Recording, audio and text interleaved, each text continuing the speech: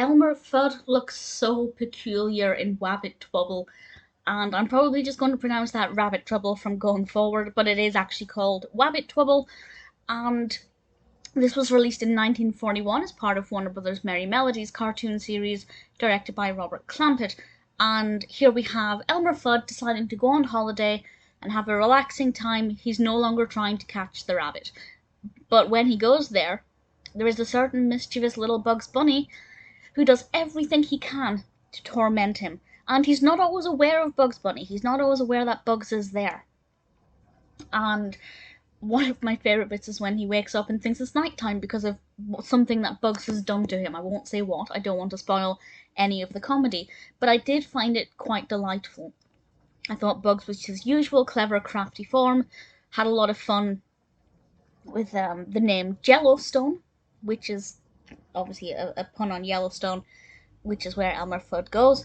But the thing that just struck me the most was how different Elmer Fudd looks when he's in his kind of relaxing, everyday clothes, as opposed to being kitted up to hunt for rabbits. And he seemed bigger, taller. It's one of the first times where I've looked at Elmer Fudd and thought of him as a human, because normally he's the same height as Bugs Bunny and has a very similar stature. Well, maybe not similar stature, but certainly he presents himself as being the same height as Bugs. His limbs are the same length as Bugs's. But with this one, he seems a lot taller, and Bugs seems a lot shorter. But that doesn't detract from how clever and crafty Bugs is, and it works really well.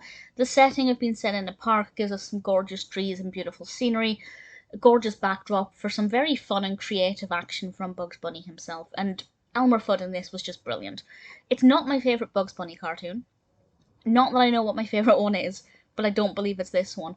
But it might be one of my favourite Elmer Fudds, because I just thought he was brilliant and an absolute joy to watch.